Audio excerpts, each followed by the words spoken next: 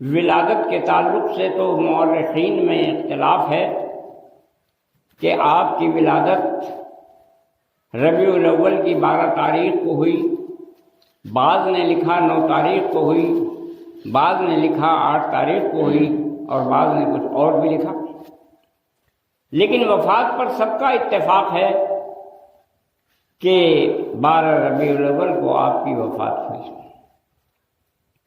سوال یہ ہے، دو چیزیں ایک جگہ جمع ہیں، اس اختلاف کے باوجود اگر ہم یہ تسلیم کر لیں، اگر ہم یہ مان لیں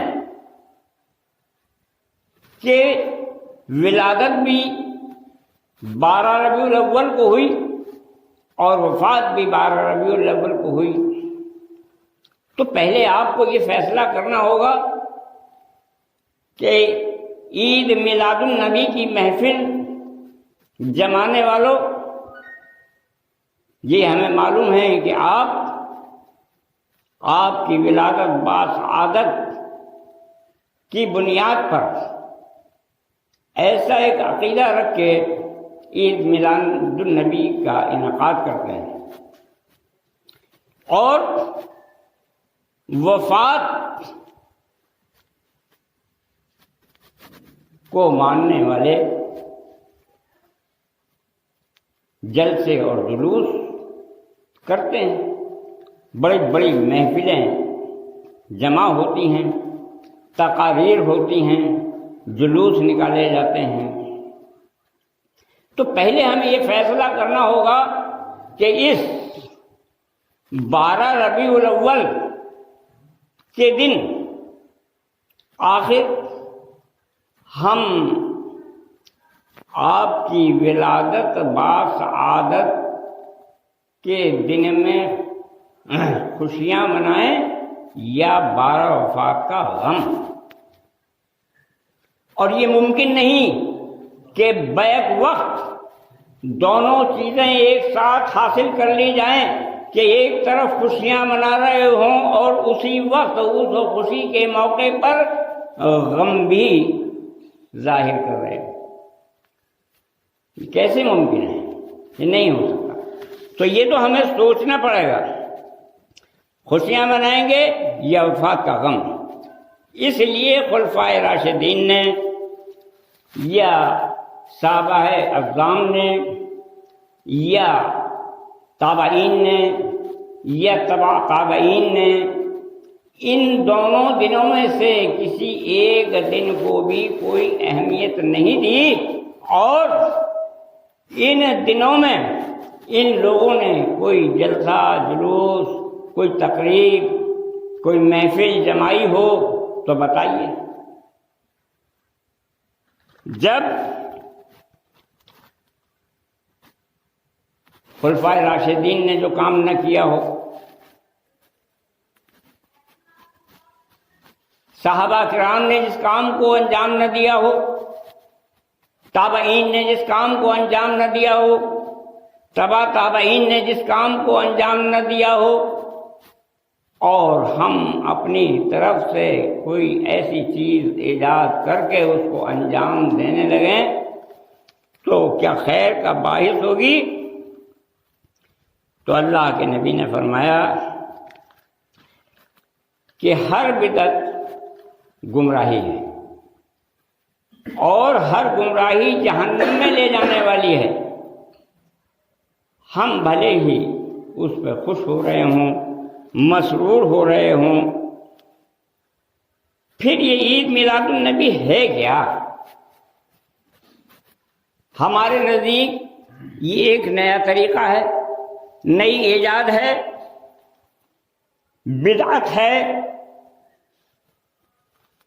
کیوں کہ نبی کریم صلی اللہ علیہ وسلم کی زندگی میں یا خلفائے راشدین کی زندگی میں یا تابعین کی زندگی میں یا تبع تابعین کی زندگی میں ہمیں ایسا کوئی فعل نظر نہیں آتا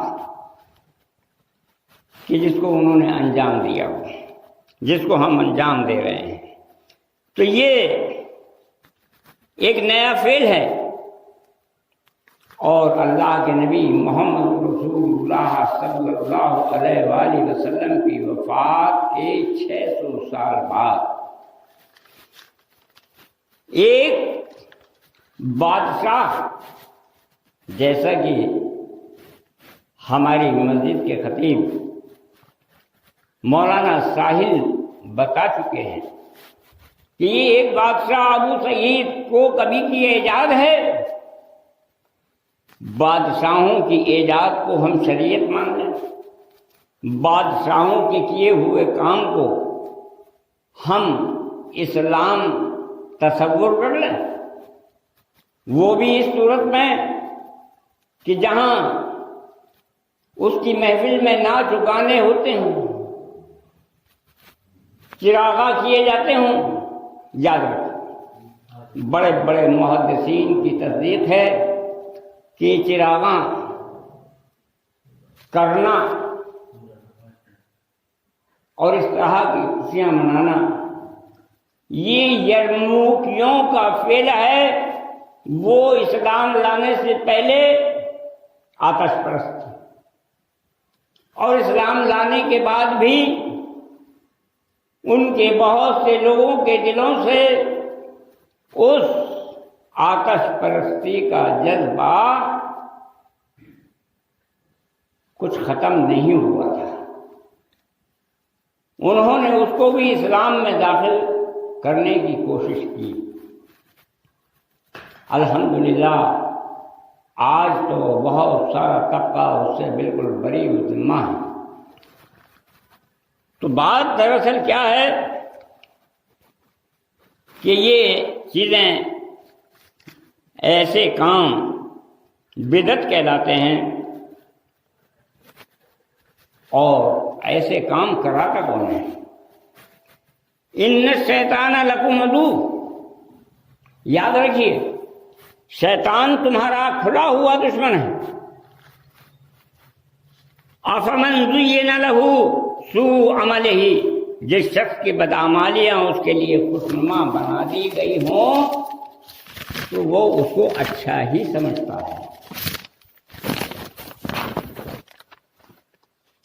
حضرات، فرآہ حسنا، بس وہ انہیں اچھا سمجھتا ہے۔ دراصل بات یہ ہے والخیل والبغال والحمیر، گھوڑوں کو اور خچروں کو تمہارے رب نے پیدا کیا، اور گدھوں کو بھی اسی نے پیدا کیا ہے۔ اس دنیا میں گدھوں اور گدھائیوں کی کمی نہیں۔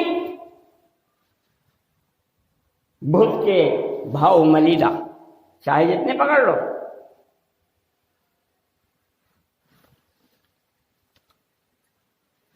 مثل الذین حملوا التوراۃ ثم لم یحملوها کمثل الحمار یحمل اسفارا، جن لوگوں کو تورات پر عمل کرنے کا حکم دیا گیا تھا پھر اس پر انہوں نے عمل نہیں کیا، اسی طرح سے یہ قرآن والے بھی اس پر عمل نہیں کرتے۔ ایسے لوگوں کی مثال اس گدھے کی سی ہے جو بہت سی کتابیں لادے ہو، اسے کچھ پتہ نہیں یہ کتنی قیمتی ہے اور اس میں کیا لکھا ہے۔ میں نے حدیث بیان کی تھی، عزیزان ملت، ترکت فیکم امرین لن تضلوا ما تمسکتم بہما، کتاب اللہ سنت نبی ہے۔ اللہ کے نبی نے اپنے آخری اور اس پہلے حج کے موقع پر عرفات کے میدان میں اس حدیث کو بیان کیا تھا کہ میں تمہارے پاس دو چیزیں چھوڑ کر جا رہا ہوں، ایک تو قرآن کریم ہے، اللہ کی کتاب، اور دوسرے احادیث رسول ہے جس میں آپ کا اسوہ ہے، آپ کی زندگی کا طرز عمل ہے، آپ کی زندگی کا ہر وہ عمل چاہے وہ نماز روزے سے متعلق ہو یا بیٹھنے اٹھنے سے متعلق ہو، ان دو چیزوں کے اندر ہے۔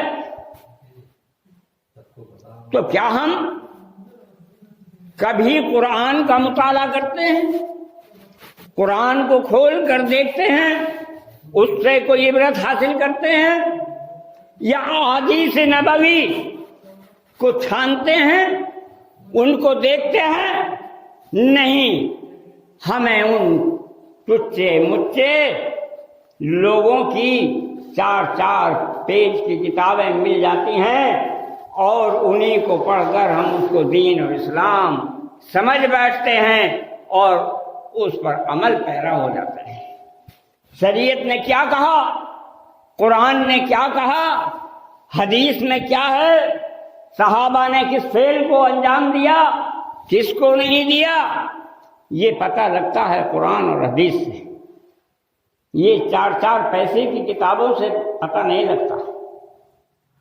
یہ تو شیطان کے بہکائے ہوئے لوگ ہیں، ان کے سامنے ایسے خوبصورتی کے ساتھ شیطان نے عملوں کو ظاہر کیا ہے کہ یہ اسی کو اسلام سمجھ بیٹھے ہیں۔ اللہ تبارک و تعالیٰ سے دعا گو ہوں کہ الہ العالمین ہر ایسے شخص کو جو ان خرافات میں ملوث ہیں اور ایسے کام انجام دیتے ہیں اور اس کو شریعت سمجھ بیٹھے ہیں، ان کو سمجھ عطا فرما دے کہ وہ قرآن و حدیث کا مطالعہ کریں اور قرآن و حدیث کے اندر دیکھ کر فیصلہ کریں شریعت کے ہر کام کا۔